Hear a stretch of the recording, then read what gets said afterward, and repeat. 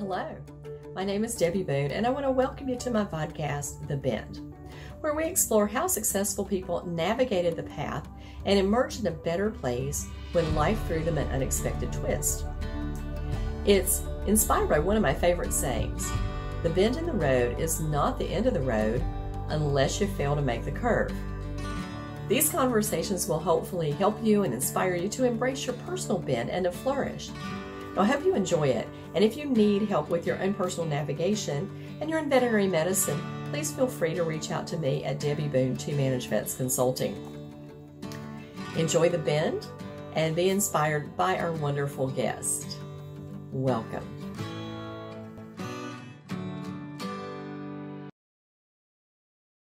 Hello, everyone. I'm really excited today to bring my long-term friend, Danielle Lambert, to the show. Now, Danielle and I actually met so appropriately over social media when she was managing her father's practice and just beginning something that she called a Snout school, where she was teaching veterinary teams how to manage social media. And this is, Danielle, how far back was that? I don't even remember. Like 10 years ago, about at this point. Yeah. So she has really been my social media maven. And I've worked with Danielle. Actually, the last trip I took on an airplane before COVID hit, I was with Danielle and we were doing a 7S Society conference. And we had a car trip from Charlotte, North Carolina to Atlanta, Georgia that was hysterical. Cody Krillman was in the car, he put on a cow head, and we laughed and laughed and laughed. But we were, I was the oldest person in the car, but I felt right at home with these crazy folks. I think Dan was right up there with us. So Danielle, thanks for coming and thanks for taking your time. And I know that your story is so interesting and that people are going to really want to know about how you faced your bend and all the bends in the road, because you've had a couple of other bends that are happening too.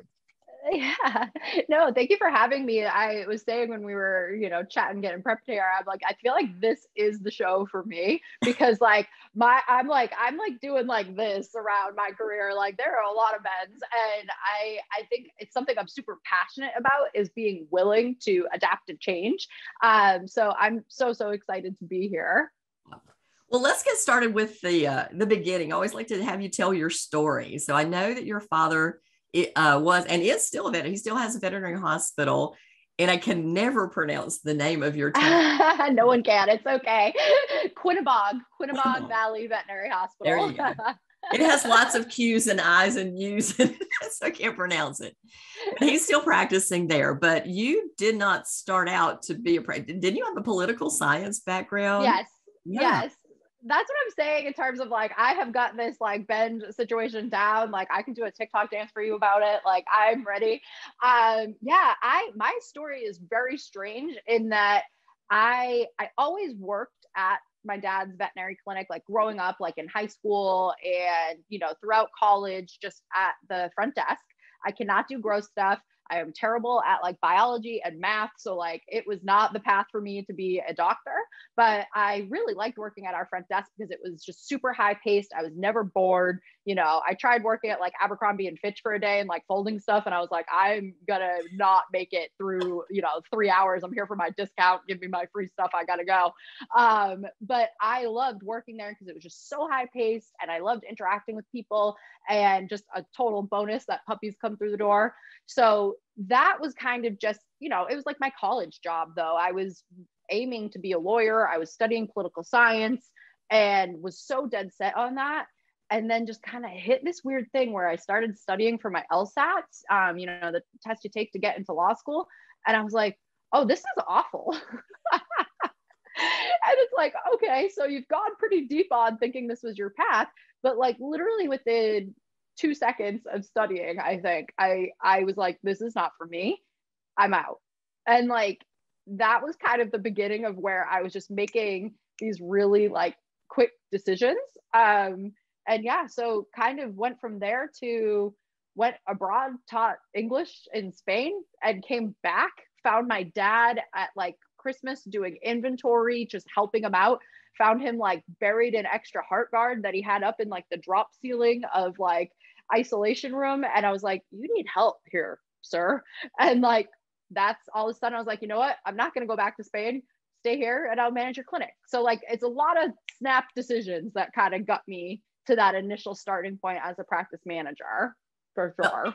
I think sometimes it's just serendipity. Like things just happen to you and you just move into that instead of being so stuck in the path. You know, you have to be open to the opportunities that show up. But I'm really curious as to how you ended up focusing so much on social media. And I know you started doing it for your dad, but that, you know, it was in its infancy at that point in time. And I just remember Brenda Tassova had written a book called Social Media for the Veterinary Practice. I think it was a little self-published book. She was like the only person who had a clue what was going on. And then Danielle popped up onto the scene. Oh, I have to check this girl out. Yeah. I always laugh when I think of that book because Archer ate it when he was a puppy. She spoke at some conference I was at and I snagged the book and he turned it into confetti. So whatever. I'm like, oh shoot. Yep. That's what happened to that. I feel bad.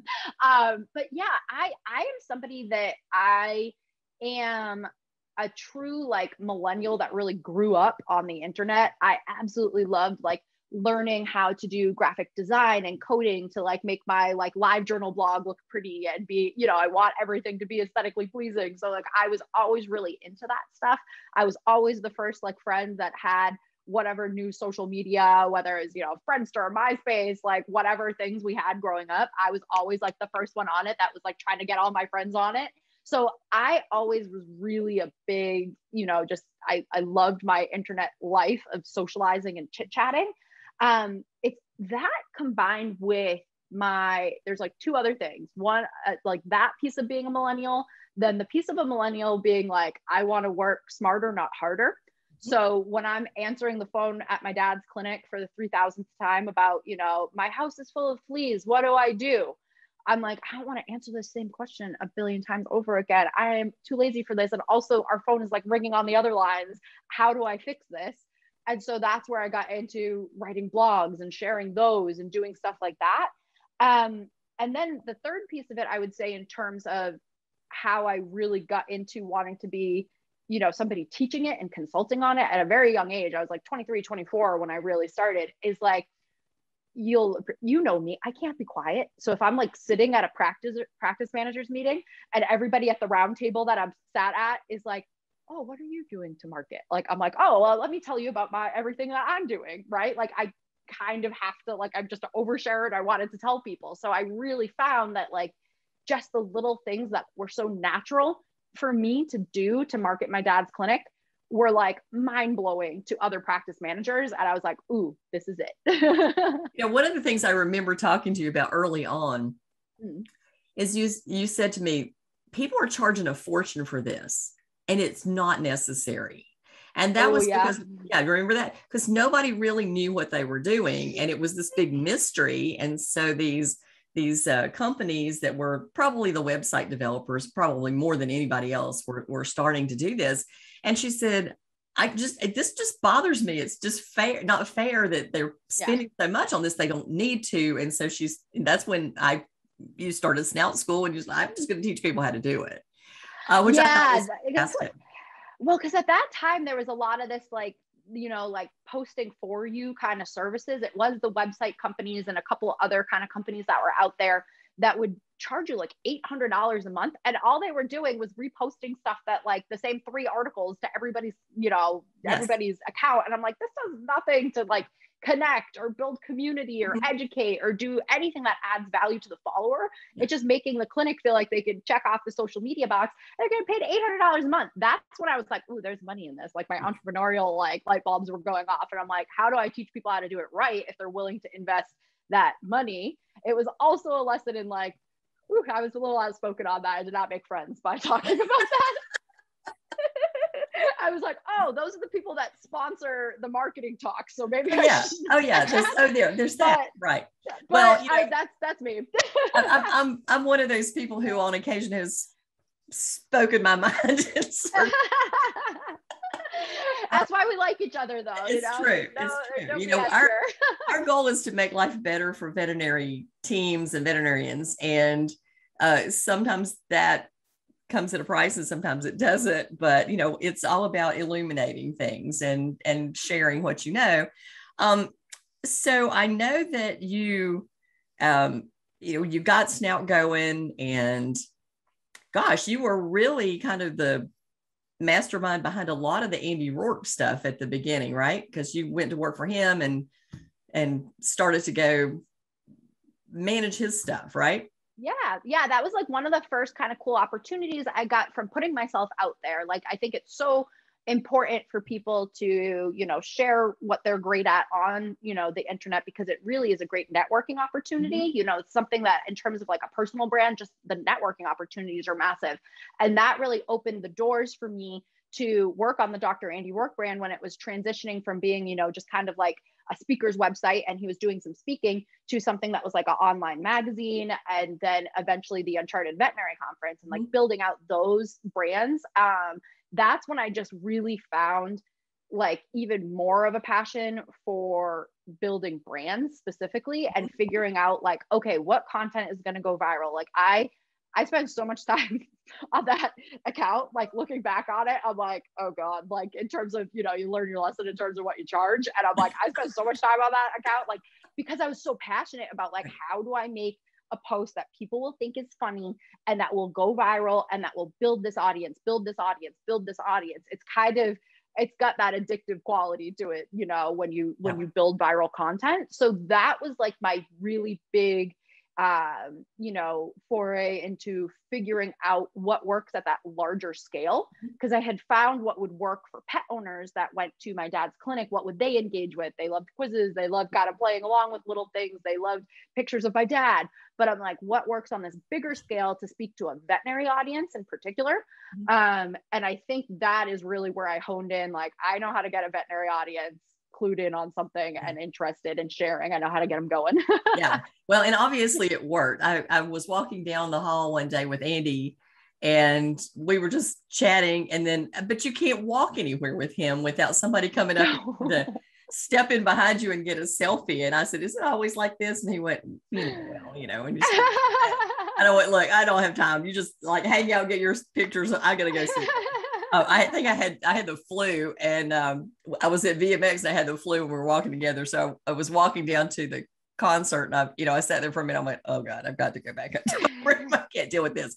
But then you broke away from that and you went out and you moved to California. So what is the scariest thing that you've done as far as your career? Like just, oh geez. I think honestly I think breaking off. Okay, so kind of to phase it, like I started Snout School. I was still working as a practice manager. I started to out earn with Snout School what I was earning as a practice manager. My dad was paying me like a whopping like $17 an hour, so it was pretty easy to replace that. And so as I replaced that income, I said, you know what, I can't, my dad wasn't fully getting it still. He would like be calling me. I'm like, I can't work for you. Like we were having it was hard. It's hard to quit working for your family. So I was like, I'm going to have to move 3,000 miles away. And so that was like a first thing that was a little scary, because it was the first step in saying, I'm going to completely support myself. I'm not going to have this to fall back on, whether, you know, like just working for my dad and I can work more hours and I can get by with this. I don't have that option. I need to now make it financially work to be on my own. Yeah. So I moved to the, I lived at two spots on the West Coast. I lived up in Portland, Oregon, and then down in Huntington Beach, California. So I moved to Oregon. And at that point, that was the scariest thing, because all of a sudden, like Portland rent is very expensive. You know, I'm like paying like $2,000 a month. And I'm like, I need to make $2,000 a month to live. But you know what? I think that doing that was one of the best things for me, because when your back is against the wall as an entrepreneur, I feel like it's what forces you to say, okay, what am I going to do? So I had this like, you know, I had the one account, the Dr. Andy Rourke account that I worked for, and there was a little bit of stability there, but it wasn't enough to pay my rent. I will tell you that much in terms of what I was earning a month. And so I had that, but then I was like, okay, I'm going to need to figure out what other things I can create for my audience so that I can make more money, so that I have money to survive. And I think that that was really what has forced me to always be like very creative and open to changing, because I will not go back to like having a job no matter what. Like it's just, Yeah, like I am the worst employee. I will fire myself. Like I've tried since to have a job. Like I cannot have a job. Yeah. And so just having that, I think it was scary to do that, but it was so worth it because it just forced me to adapt. Yeah. Sometimes when you're flying without a net, Mm-hmm. you become really focused and creative. And Mm-hmm. I started my consultancy because I lost my job in 2008. My practice owner came to me and said, I can't afford you anymore, which was actually okay because I really wasn't particularly happy there anyway. Worked out, yeah. And so it worked out. So we start a business in the middle of the worst recession that we've had in this country and actually managed to flourish because people needed help. It was actually a good time because people needed help. So I think always if you find something that people need and you can provide that you will have opportunities. Right. So when you're making this decision, I mean, obviously you're like, I can't go in too many directions. And I think I want to talk a little bit about the branding because it's one of the things that you are outstanding at guiding people to do. And I talk about branding for veterinary hospitals, and that has to do with you need to focus, like who is your audience? And the challenge I see with a lot of veterinary hospitals is they want to try to satisfy everybody. And then you satisfy no one and you end up with a lot of stress and burnout team members and upset clients. And so focus has everything to do with that. So tell me about how you make these decisions when you're looking for opportunities or you're taking these risks and taking these chances, because I think that's important for people to hear is how do you decide? How do you move forward rather than getting gridlocked? I mean, you can get gridlocked in fear and say, oh, I have to go have a job because I have to have a safety net here. Right. And so like, I think one thing I do think is important to say, like, I think that as much as I was flying on my own, I do always want to acknowledge that like I did have it in the absolute back pocket. If this all failed, my parents loved me. Mm-hmm. You know what I mean? And not everybody has that. So I will kind of say that is like a privilege that I had that made me always, I think, a little even more, and I only had to fall back on it. My mom covered me on rent 1 month, I remember, and it like killed me to ask. But I think that like, that aside, so having a little bit of like a little bit of a backup plan there before you totally like go out and go crazy. But the other big thing in terms of how I would choose what to do next is something that I really like to do. And a lot of people that create like online products will talk about this, is actually pre-selling something. Mm-hmm. So I remember I had the idea to do like a blogging workshop where we were going to kind of like ensure that you could write 3 blogs that were going to help drive compliance at your practice, right? And I had, the framework of it laid out. I knew what I was going to teach them, but I hadn't like recorded all of the online course yet, right? Because that's like, okay, now I got to sit down and actually make this official. And I was like, you know what? Like, I will sell it. And if people buy it, then, like I started selling it and said, hey, it will start in 1 month, right? And when you see there's like proof of concept of people will buy it, that was big for me, for sure. And then that's so motivational because I'm never going to let somebody down if they bought it. I'm like, well, time to make it. You know what I mean? Yeah. So it is something like finding people who either want to kind of pre-buy like that, or like beta test something for you, or let you try something for like a discounted rate. You know what I mean? I think if you can find people that will kind of come in at that level with you and you can kind of have proof of concept that way, I think that is major. The second thing that always has really worked in my favor is I have a big community. I have a big network. So just having, a sounding board, like I have a Facebook group that has like 8,000 people in it. I have, 5,000 followers on my personal Instagram, close to 20 on like our Snout School brand. Being able to just like throw things out there and get feedback and listen really well, I think is also super critical in terms of it being less scary to, like you said, it kind of is serendipitous. Like you have to pay attention to the cues and be like, what are they talking about? What do they want? Are they interested in this? And will they put money down for it? And then you're like, okay, I can take this leap and hopefully I don't have to ask my mom for my money.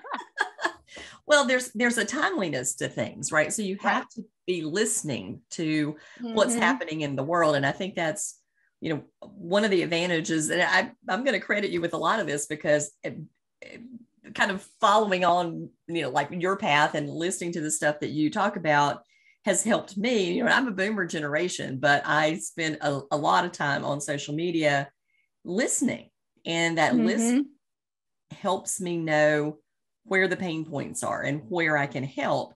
And if you don't have your ear to the ground, you don't know what people need for you to do. So it's important. I want to ask you this. So what do you think has been your biggest career mistake? Like, did you ever create something that was just like, oh man, this just blows, like it's not going to work for me? You know what? Honestly, so my biggest career mistakes, I'm going to have two. Because one, I absolutely love Whisker Cloud. That's who I recommend for websites. I'm so passionate about what they do, and I cannot see another option in the space that I like better. However, I tried to actually be an employee for Whisker Cloud. I cannot be an employee. That was a huge mistake. Like 2 seconds in, I was like, this does not work. And like Adam, the CEO, and I immediately were like, okay, we're going to kind of go back to a different, more, independent relationship where, I recommend them and I get paid for doing so, but I'm not an employee. So that I will say is one thing, like for people who, it's tough because like building a personal brand, putting yourself out there opens up those networking opportunities, but you need to be honest with yourself of like, okay, which opportunities are really right for me still in my gut. In my gut, I knew I was not going to be a great employee, but it sounded really flashy. The pay was good. It was stable. It seemed like the responsible thing to do. And so I tried it for 30 seconds. Adam and I are such good friends, but we almost killed each other in a work setting. Like I was like crying in meetings. I'm like, I hate this. Like I was just like 2 seconds in, like so dramatic. And like, it was a no. So that would be like a huge mistake that I made. And again, but I wasn't, both of us were really quick to cut it. Like, don't stay in a situation if you're like, oh, I hate this, it's terrible, but the money's good, is like not a good place to be. The second thing that I think that I have done this is more of like an overall mistake as well. I have really come to realize that there's a big difference between being a consultant and being a coach to somebody. And I prefer coaching people. And this is something that you, as somebody that's worked in the same kind of space for a long time, can appreciate. A huge mistake that I have like made is wanting the results more than my client wants them.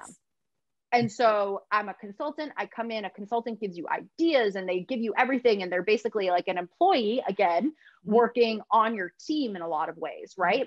And I don't like to be in that position because all of a sudden, great money, fantastic money. I've been paid. So I've been paid more than what I made in a year as a vet, as a practice manager, as a consultant. So you'd think this is sexy. I'm getting paid good money, but like, there is not enough money that seems to be, put on the table to make bigger companies take action sometimes. And that to me is like, I can't live like that. So that was a big mistake that I've kind of made, financially, like a great thing, but if my happiness at the cost of that is not worth it. So I really now prefer to coach people and help hold them accountable and help guide them through a process versus giving them all of the answers, because I find they get better results. They're more invested. I'm happier because I don't feel like my time is just being wasted and my expertise is being wasted. So that's like a weird one that is kind of like ongoing. Like that's even a more recent like realization of like, I can't do this for you. Yes, it's true. Well, I feel it. I mean, honestly, because I've been consulting for 15 years and I've always started my consultations with, if you are not going to listen to me, don't even hire me. If you're not going to follow through, don't do it. And if this is not what you want, then let's don't even go there, because first of all, I don't like to fail. And I don't want you to fail either. And I don't want you to feel like you wasted your money. So we just if you kind of go in it when you set the expectations And for me, I come back to the practice every quarter. So that is, and I think I mentioned this earlier, the Weight Watchers theory of consulting, Yes. because it's like, okay, what did you do? Here's your Yep. jobs, here's your tasks. Did you follow through? What help do you need? And I'm even working with a practice that's I've never seen. I'm never in person in there. And we have a call every week, and that's that feet to the fire kind of call. And, I coach them through different employee scenarios and things that are happening in the practice, but also that once a week, like, okay, have you followed through on what we talked about the week before? Yeah. Now you mentioned networking, and certainly that's how we met. I will always think about you and the bat in the. Oh God. Oh my God. Yes. You guys, that was terrifying. Oh my gosh. So I guess we might as well, now that I've said something about it, we might as well tell the story. Yeah. The moral of the story is bats can like get in through a hole in your screen this big. So if you want to be kept up at night, go check your screens in your house right now. If there's like a tiny sliver of a hole, a tiny bat could come through and scare the crap out of you in the middle of the night. That's right. Oh my God.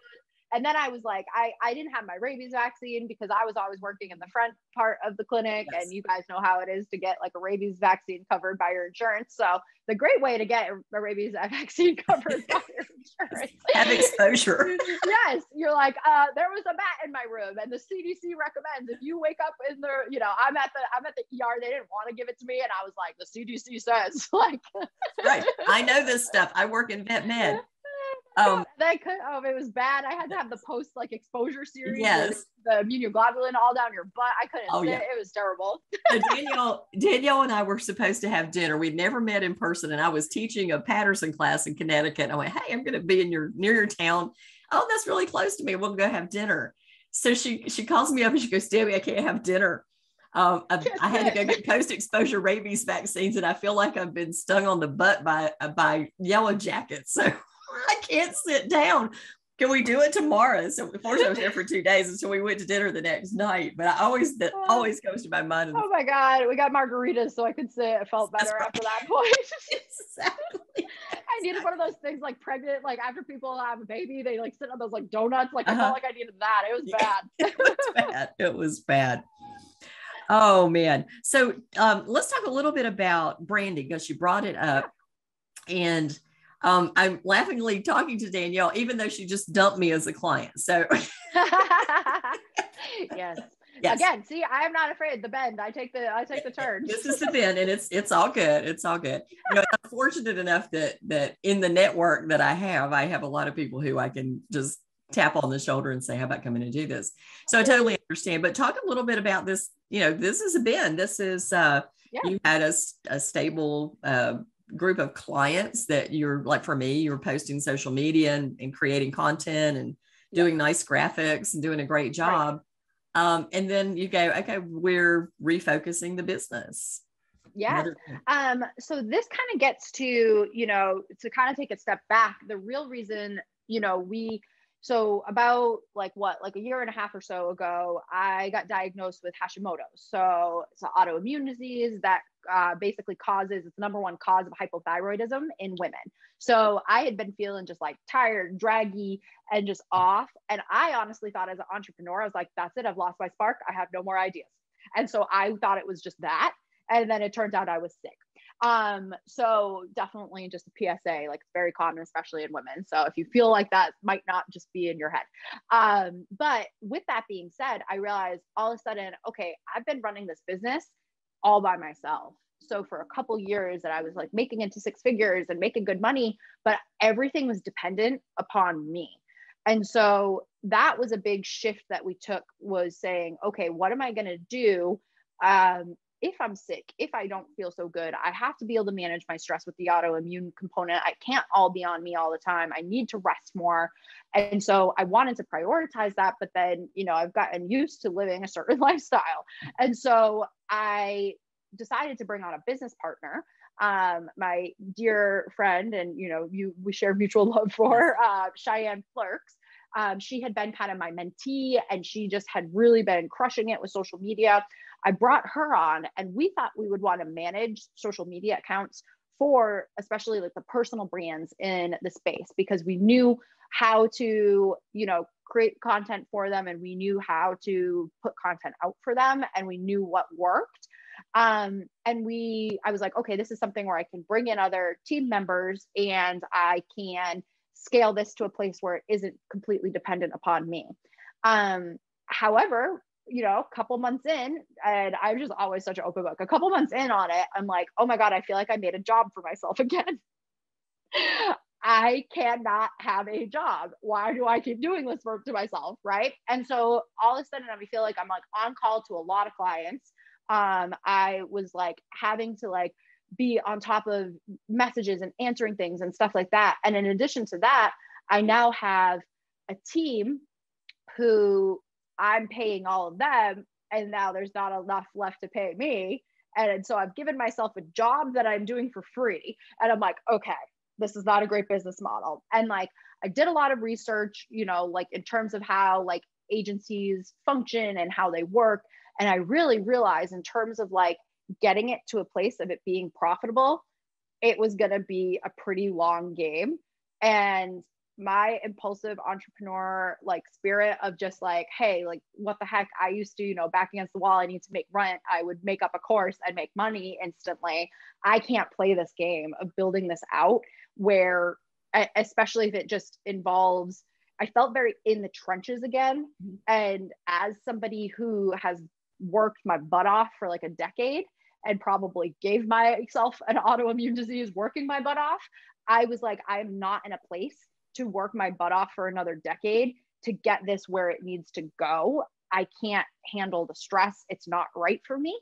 So with that, all of a sudden, that's where you have to be willing to say like, this isn't going to work. And sometimes you get in your head, I'm like, oh, this is embarrassing. We haven't even fully like launched this. And I put this out that we were going to do this. And I have a wait list of clients, you know what I mean? And I have all these people, but I'm like, this is not the right path. Like in my gut, I was like, my path is still, I love the online education and the coaching, and I need to stick in that path because that is where I have way more control and flexibility over my schedule and over the demands that are put on me, and it's more profitable. So yeah, that's kind of like the most recent, that's why, again, I'm like, I am ready. I am all over. Like I have shifted everywhere, but the thing is that I've learned more and more is to really stay true to myself. So now I'm in a place where in terms of helping people with their brands, I'm helping people get brand clarity for themselves or for their hospital, and then clarity on how to communicate that effectively through a good content strategy on social media. And then I'm helping them stay accountable on actually doing that, because I'll have women that come to me and say, hey, like I'm a dermatologist, but I want to leave practice eventually and just teach online courses. Okay, great. We got to stick to, that plan, and kind of give them a little bit of that fire under the butt that I had when I had to make rent and like keep on them, like that, to make them get to their goals. So that's kind of been the most recent bend in my story. And I cannot tell you, like, I know it's right now in my gut. I'm like, this is where I'm meant to be. Like, it feels right. Everything is good. I don't think there will be a ton of other, in like 2 years, I'll be like, I'm doing this now. But it's always, like more or less, I feel like now there'll just be some curves in the road versus like rather just sheer bends. Those 180s, right? Rather than exactly. Yeah.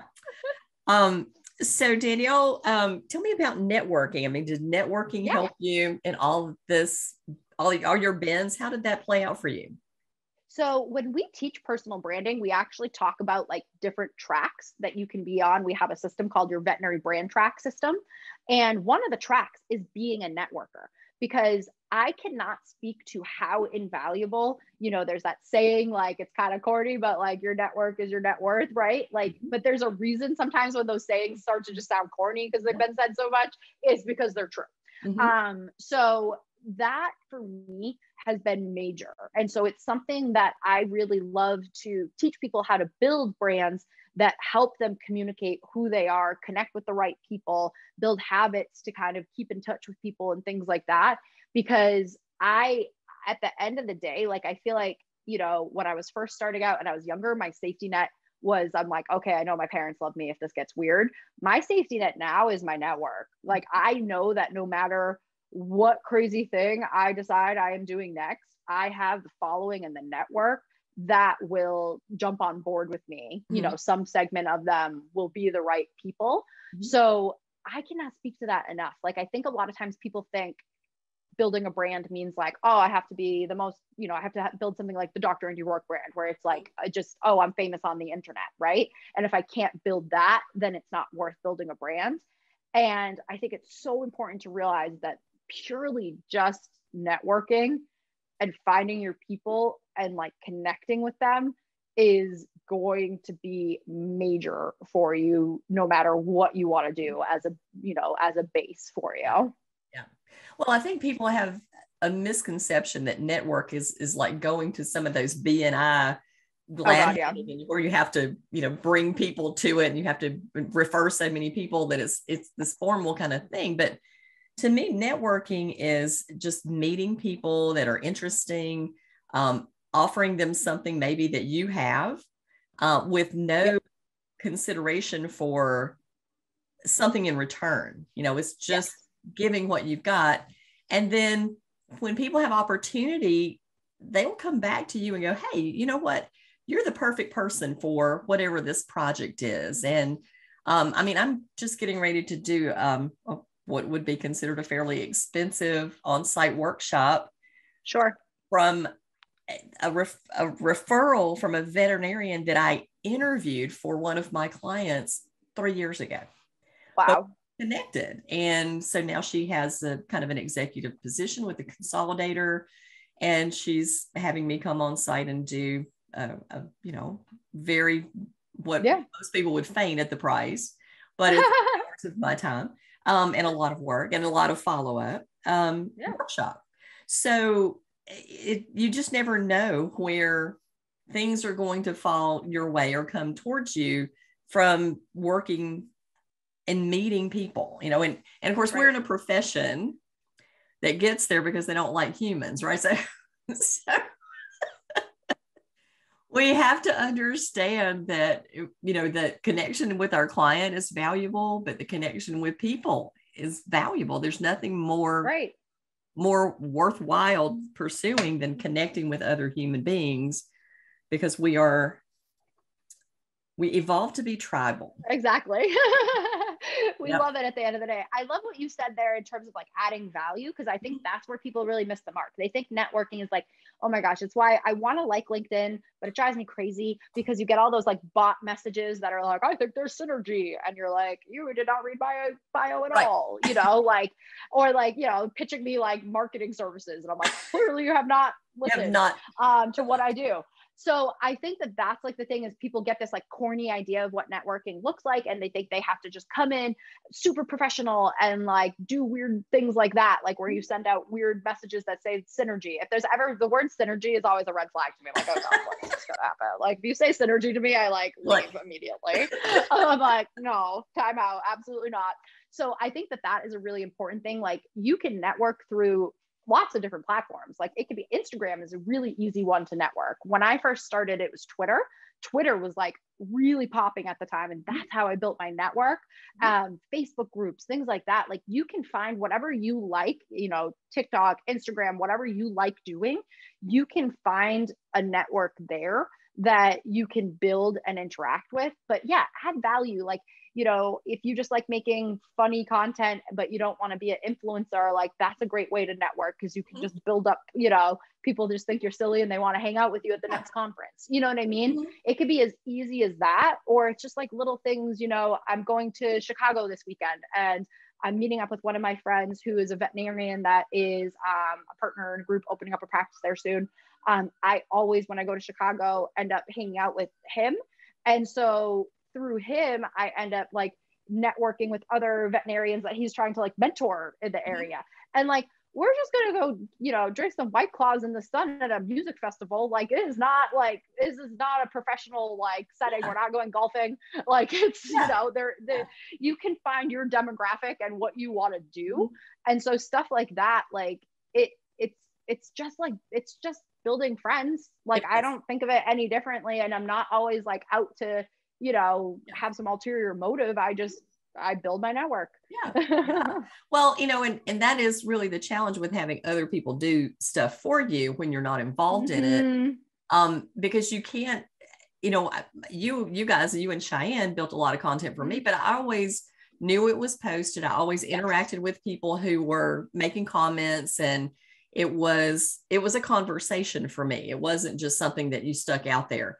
I think I remember saying something to you a long time ago that people who have other people do their social media for them and don't pay attention to it is like sending your mother to kindergarten for you to make friends. And it just doesn't work that way. This is interactive, and it is social for a reason. And you have to be willing to be able to put in the time. And it does take some time, you know, it does take some time to pay attention. You can't just absolutely set it over to I think that's like a big delineation, and especially with like personal branding, I think it's so important for you to show up there. Like 100%, you could have somebody else edit your podcast or edit your videos or make some graphics for you, stuff like that. But like at the end of the day, if you aren't in it, you're missing the opportunity to, like how we've talked about, like kind of having your like finger on the pulse of like what's going on, and hearing and listening and knowing what people need and where you can kind of adapt and support them. You're missing that. And you're also missing the opportunity to have like authentic relationships with people. Like I think of like some of the girls I'm friends with on Instagram that have accounts where they have 20, 30,000 followers. They will reshare stuff for me for free, even though they charge other people $500, because like I have reshared their stuff. I have helped them. I have like answered their questions when they had questions about how to interact with the brand the first time. I've helped them. So like they will pay it forward, pay it back to me. And I think that is like, you're going to miss that if you try to just automate and disassociate from the whole process. Exactly. Yeah. It's got to be personal. Well, I've taken up almost a little over an hour of time, actually. But when Danielle and I get together, we could talk a lot. I mean, it's bad. it is bad. We're very excited about the things that we do. So let's talk about like a fun fact about you. What would be something that people don't know? And you are an open book, but some things that people know about you. I'm like, what do they not know? I overshare way too much. If you watch my Instagram story, you probably know more about me than like just about everything. I'm like, I've got my mother-in-law in there now, and I'm like, she knows everything. So, but no, I think in terms of something that people don't know about me, I think that like a funny thing that I've learned about myself recently is I actually am not a super classic extrovert. People, I think, assume that like I need to be out and about and doing things kind of extrovert. I actually am I'm pretty cool with being a homebody, as long as I have to have somebody to annoy. So it's either my fiance or like me and you could sit in here and talk forever. You know what I mean? But like I am really chatty and I talk a lot. So I think people think, and I'm like comfortable in front of a group, but I don't have like the same kind of social needs that I realize some other extroverts do. So I feel like that's one thing that I would be actually unexpected about me. Interesting. All right. So I always ask my guests if they have a favorite book, a final work of wisdom, somebody, in your case, somebody other than you who is super cool to follow on social media so that you think is valuable. Yeah. Okay, a couple things. One, I talk about this book all the time, but I just will always talk about it. If I was going to recommend one book in terms of, like content strategy and figuring out how you're going to, even network or like find people that are going to be like you, I love this book, Contagious: Why Things Catch On. It's by Jonah Berger. And it really just talks about like why things go viral, either online or just in real life. And I think the psychology behind that is deeply interesting. So if you want to think about ways that you can be more engaging, it is such a cool read. Definitely follow my lovely little business partner, Cheyenne Flirk. She's at Cheyenne Snout over on Instagram. She really is like a techie nerd, where like I love to think big picture about like, what is your brand and how are you going to communicate it? She loves to get into the nitty gritty of like, okay, but literally how? Like I come up with crazy ideas and Cheyenne's like, this is how we'll actually make that work. Right. And having worked with Cheyenne, I can tell you, she is the most organized person that walks the earth. She really is. She's super organized. I surround myself with organized people. I've got her on my team, and like people like Heather Allman. I surround myself with organized women because I am not one. Like, so she's definitely what I would follow. Yeah. Exactly. Yes. Well, Danielle, it's a pleasure as always to talk to you, and always fun. So thank you very much for joining us on The Bend. And we're going to put your bio and contact information in the show notes so that people can get in touch with you if they need some help with their personal brand. And I highly recommend that you work with Danielle if that's what you're looking for, because I don't think there's anybody out there that does it any better. Oh, thank you so much. Yeah, definitely. snoutschool.com/start is a good place to go. We're launching a couple new resources in the coming weeks. By the time this is out, that will have good stuff for you there if you're trying to start a brand for yourself or your clinic. All right. Thanks again. And thanks everybody for joining us on The Bend.